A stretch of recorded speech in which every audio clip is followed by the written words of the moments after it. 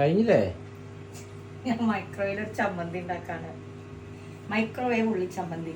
നമുക്കിങ്ങനെ പുറത്ത് വന്നു കഴിയുമ്പോഴാട്ടോ എനിക്ക് പ്രത്യേകിച്ച് ഇവിടെ 3 പേർക്കും ഇല്ല, എനിക്ക് ഇങ്ങനെ തോന്നും ചോറ് ഉണ്ണണം, അത് കഴിക്കണം, ഇത് കഴിക്കണം, നാടൻ ഭക്ഷണം കഴിക്കണം.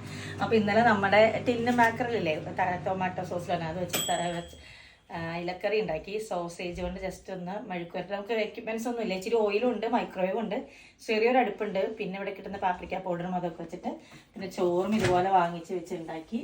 അതുപോലെ നമ്മുടെ മുട്ടയും പൊരിച്ചിട്ടുണ്ട്. അപ്പൊ ഞാൻ പറഞ്ഞെങ്കിൽ ഉള്ളി ചമ്മന്തിയും കൂടെ വേണമെന്നുണ്ട്. ഉള്ളി ഓയിലും കൂടി ഇട്ടിട്ട് മൈക്രോവേവിൽ വെച്ച് ചൂടായിരിക്കേ.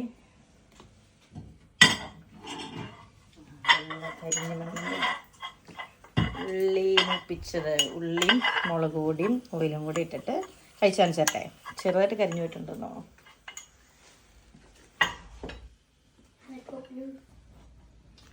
അങ്ങനെ നമ്മുടെ ഉള്ളി മൂപ്പിച്ചതും, പണ്ട് നമുക്ക് സ്കൂളിലൊക്കെ ചോറ് കൊണ്ടുപോകുമ്പോൾ വേറെ കറിയൊന്നുമില്ലെങ്കിൽ ജസ്റ്റ് ഉള്ളി മൂപ്പിച്ചത്, ഉള്ളി വെളിച്ചെണ്ണയിൽ ഇങ്ങനെ ചാലിച്ചെടുത്തല്ലേ ഉള്ളി മൂപ്പിച്ചതും ഇച്ചിരി മുട്ടയും ഒക്കെ ഉള്ളു കേട്ടോ, ഉള്ളത് വെച്ചിട്ടാണ്.